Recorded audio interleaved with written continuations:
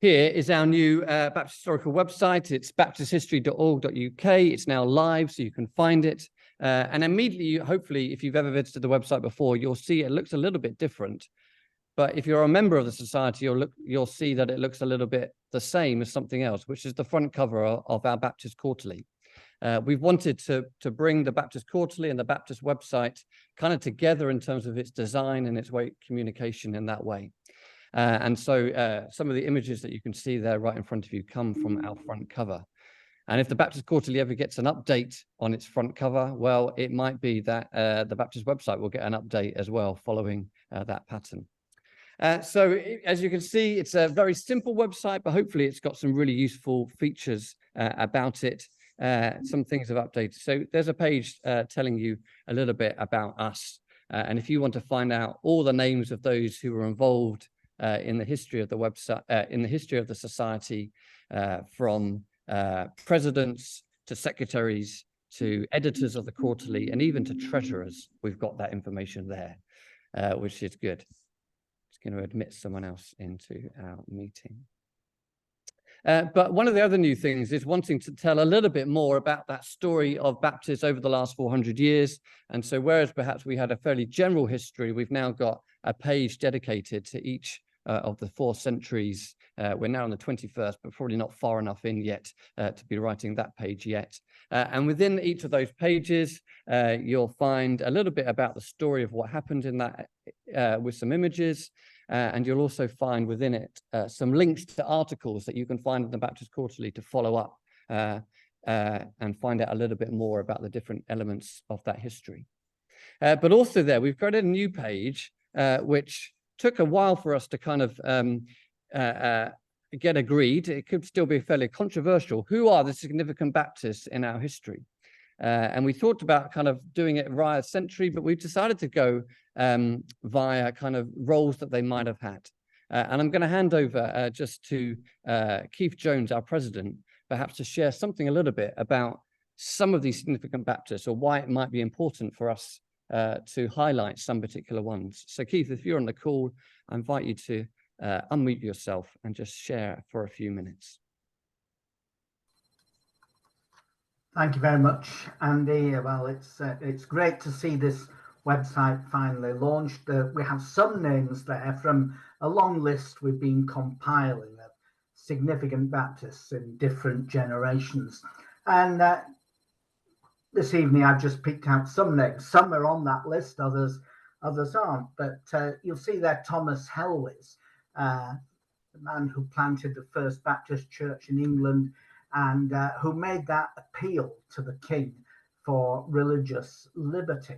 And we see the names of women in the list. I think of Dorothy Hazard in Bristol in the 1670s, who was a key leader of the church there. Then we have people like John Bunyan, who we know through his writings, especially Pilgrim's Progress. Moving on, we think of the Prince of Preachers, Charles Haddon Spurgeon, but he's not the only one. There's Alexander MacLaren preaching to great crowds in Manchester, and people like J.P. Chown to equally large crowds in Bradford. With people who wrote hymns and added to the hymnody of the church, like Anne Steele, 144 hymns she produced in the 1700s. And then there are people who got involved politically, and we can think of people like William Knibb, who was a Baptist Missionary Society missionary who came back to speak to crowds all across the country about the iniquities of the slave trade and indentured slaves in the Caribbean. Or there's John Clifford, who argues strongly for educational reform that was free of denominational bias. And the people who perhaps are slightly controversial amongst us, but included in that number of those who were Baptistic in their outlook, of people like David Lloyd George, one-time Prime Minister, who was the great advocate of the first form of universal state pension. Or Morton Peto in London, a builder of significant monuments and buildings in the city, and then later somebody who developed a large part of the railway system.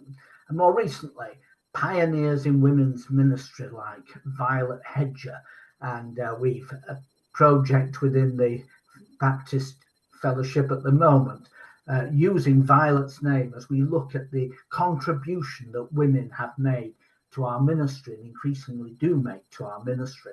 So we've a wide range of significant people, both in local church life, on the national stage, princes and preachers, and in the political realm, changing society for the better. And all these can be accessed and referred to through our new website. Thank you, Keith. Yes, so hopefully there you'll find some names perhaps that you knew and perhaps names that you don't know, and I'm sure we'll add to some of those names and just give you the rich dimension of Baptists have played in the life of our nation and nations and even around the world.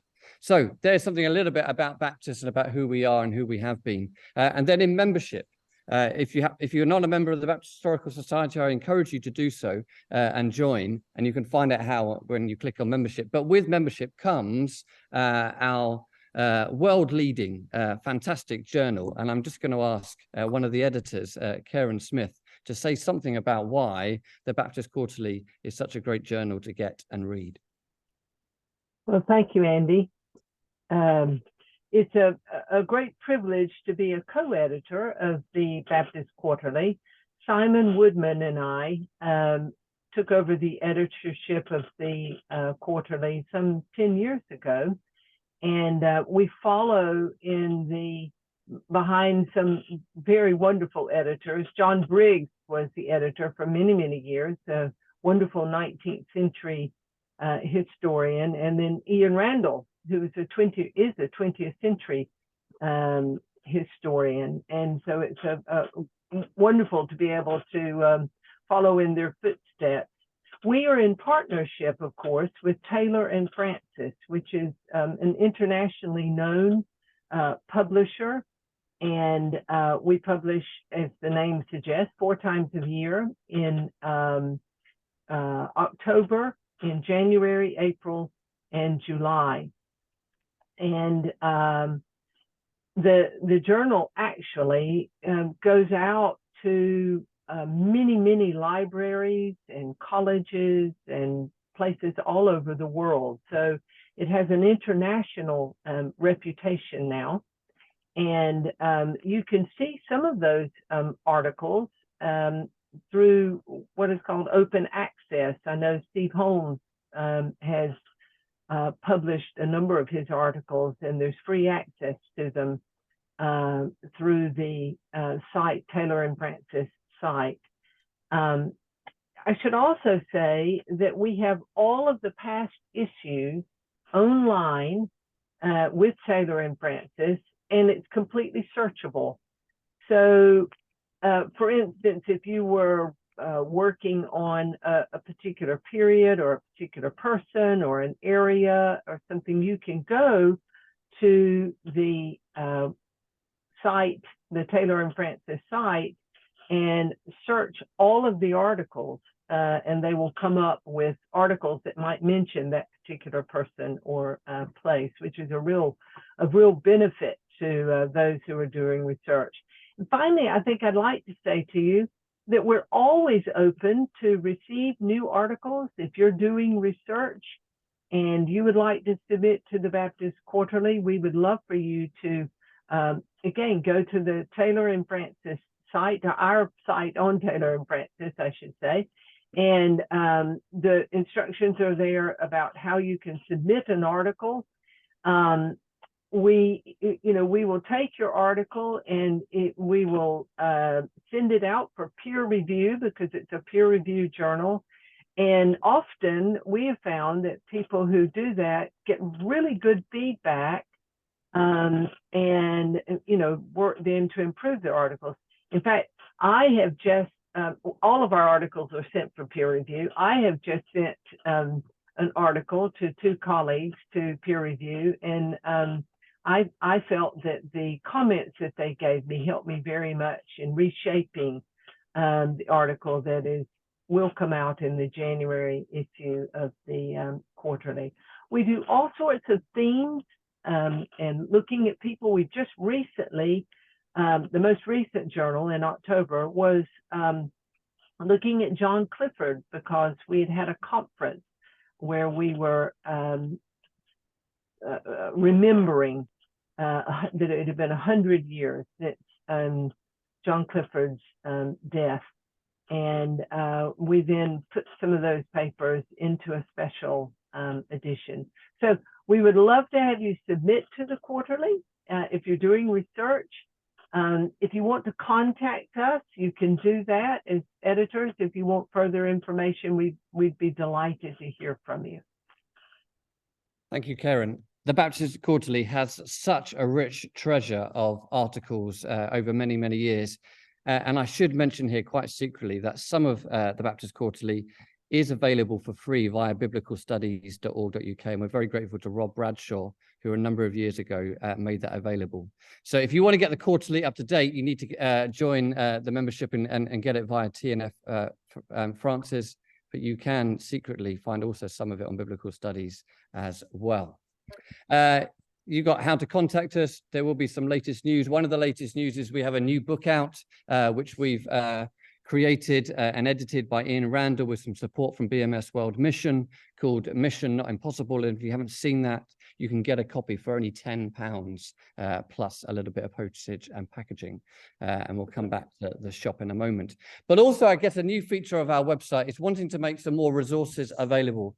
So we've created some places to visit, and Stephen Copson, our Secretary of the Society, is going to speak to that in a moment. But we also have a new element in the site where we're wanting to collect pictures of churches and chapels from around the country. And we've begun to do that. And you see the rich variety of architecture that there is in Baptist life. And some of these churches are obviously very 20th century, if not 21st, and some of them reach back much further. So if you want to have a sense of what Baptist churches look like, or if you have your own church or chapel and we haven't got it on our website, do send a copy in landscape to us, and we'll add it to the website.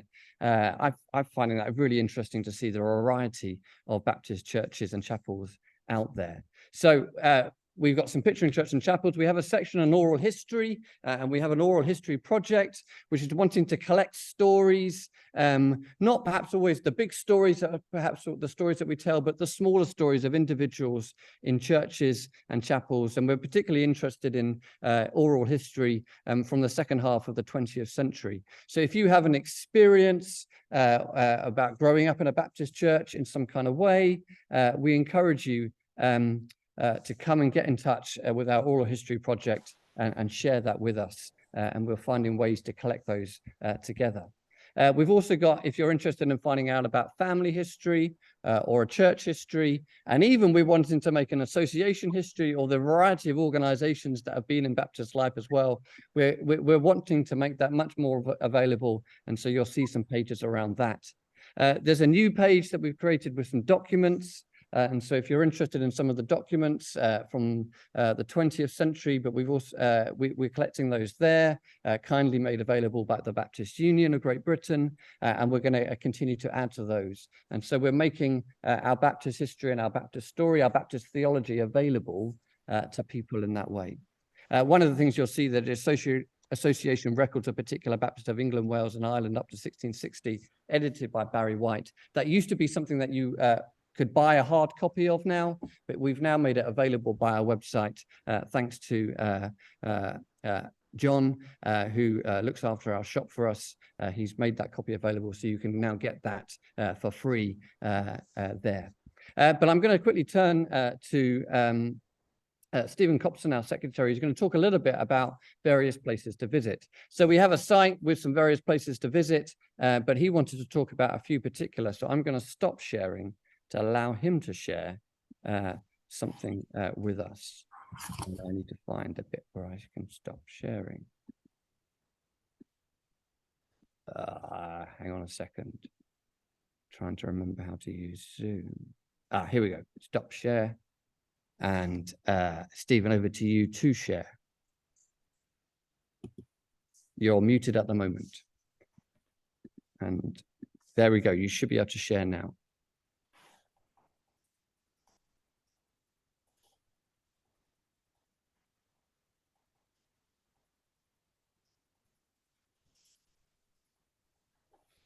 Okay, can you see that? No. No. This is going to be exciting then, isn't it? Okay, let's...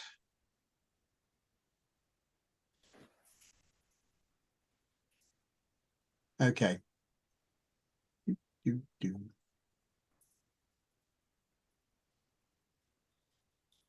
okay now? Yes. Good. Thank you. Thank you. Thank you for listening for a few moments as a whistle-stop tour, and for those waiting masses who will pick it up subsequently. I guess if you talk to most Baptists, they would say, well, the church is about people, it's not about buildings. And certainly if you're a Baptist tourist, you have to work harder to find something to look at than if you do a cathedral tour. Yet buildings have always been important to Baptists across the years. They're places where people invested their faith, their money, their memories. And the buildings that we have over the centuries express sometimes the aspirations of how Baptists functioned in society, but also how functionally they sorted themselves out to meet and worship together. So Baptists have always been rooted in geography. So people and places go together. And what I've got is just a few pointers that to share something of the variety, which goes from the grand. We should have had a quiz, shouldn't we? This is Hampstead Garden Suburb Free Church. To the less grand, this is Brayfield on the Green Baptist Chapel in Northamptonshire. As you can see, quite different. But each reflects the context of when they were built. Hampstead Garden was designed by Lutyens, the well-known, famous architect in the 20th century. So they reflect their context, and Brayfield is a small village just outside of Northampton, and that's what's available, although sadly now it is closed. There are some sites that are publicly available and accessible.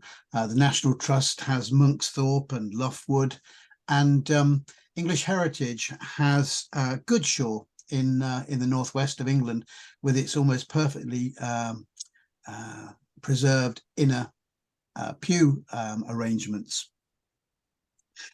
You can visit the Carey Museum at Moulton, just outside of Northampton, where there is stuff to do with William Carey, as well as a sort of the history in the church, which goes back to the 17th century.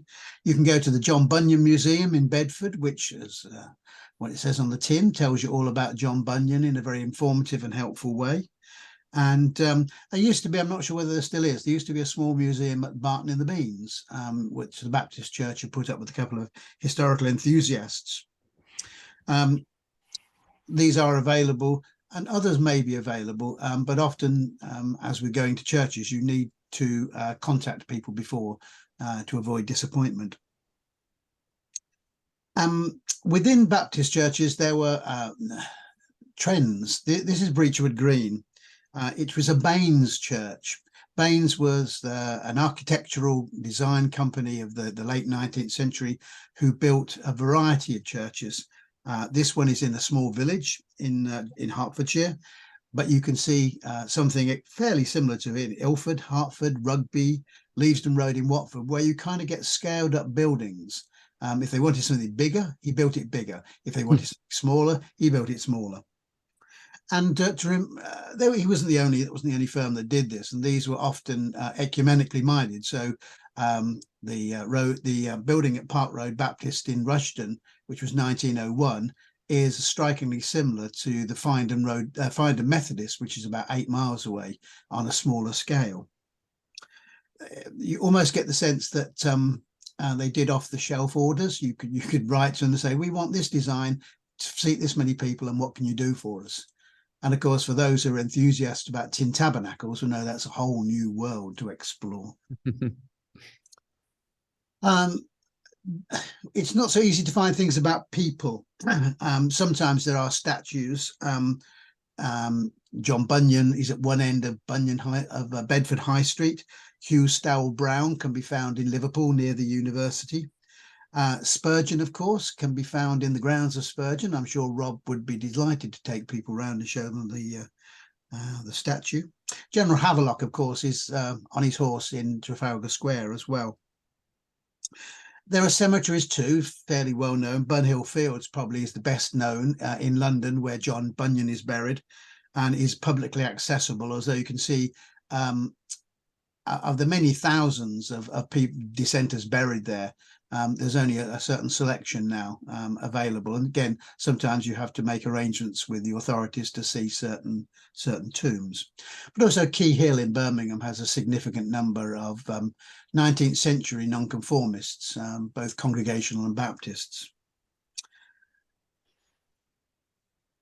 There are various attempts to it's kind of difficult because these are quite widespread. There are some things that have tried to put them together. So the Carey experience in Northamptonshire links together sites that had to do with William Carey, of his call, his conversion, his pastorate, and so on and so forth. But I guess these are few and far between. Just recently, Bloomsbury Baptist organised a walk around London to see sites associated with Baptists, because there aren't all that many sites physically to be seen. But most of us live, I think, in areas where it would be quite an effort to find a dozen sites within a half an hour or three-quarters an hour walk. This example is, I don't know if anybody knows it, this is Clipston in Northamptonshire. Which you can see not only you can't see the graveyard around it, which is quite extensive, but you can see the problems of a 4-member church having to keep up a listed building that they had there. Joseph Morris was the minister there in the 19th century, and as part of the rural revival, they had 300 to 500 members. There's a plaque there to one of the Carey family members who's buried there, or in the graveyard. And I think this is, it's not the only one, but it's the only one I know of where the 2 side doors lead directly to the galleries. They don't actually go into the church at all. You access the galleries from the outside, which is an interesting architectural site. But this is, you can see the A14 from here, but it's miles from anywhere. It's in a little village and reflects that sort of rural evangelism and rural context that many Baptist churches lived in. For those who are interested, Day One publications do a variety of tours, including Spurgeon and Bunyan. You can take your car around there. And also to mention Adrian Gray's Pilgrims and Prophets in the East Midlands, where he's working very hard to explore the sort of the nonconformist and Baptist roots there. Andy's mentioned that we're trying to build up a picture catalogue, which is great. But there are also books you can find that illustrate and explain about Baptist buildings. Christopher Stell's volumes for the Historical Manuscripts Commission, which can just about be found, probably on Amazon or whatever. Chris Wakelin's recent book on nonconformist churches. Tim Grass's book on strict Baptists in Norfolk and Suffolk. These are sort of pictorial records of buildings that often are slipping out of religious use and becoming all sorts of other things, whether it's carpet warehouses or built into flats or homes or simply knocked down. It's part of the heritage that once it slipped away, it's no longer there. So that I conclude, and I'm delighted that I assume this will be available, Andy, when the other stuff goes out, and I think it represents some of my travels around to churches. Thank you. You're able to stop sharing.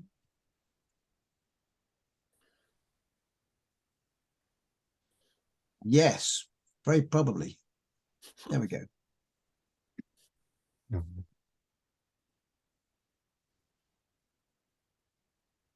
Oh.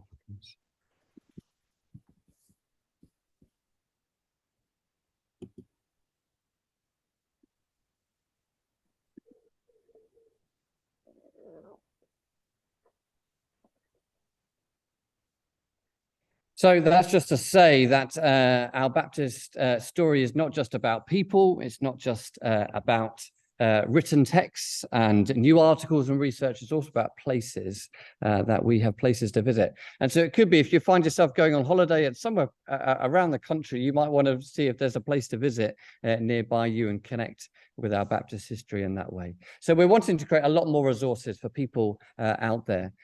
We have our typical links page. But the last thing to kind of note is that we have a shop as well, in which some of the books that we publish, some of them have been published for a while, but also our more recent kind of books are there as well. The book I just talked about earlier, Mission Not Impossible, Challenge and Change has just been reprinted, and so there are copies available of that. And so for those who want to resource themselves in that way, you can also buy from our new shop as well. So here is our new website, which we're really pleased with. I'm sure it will hopefully grow and develop and new things will get added on, but we're wanting it to be something that connects people, to say that our society is both living and active. Our history is a living tradition of things to fascinate and explore and discover, and we commend it to you.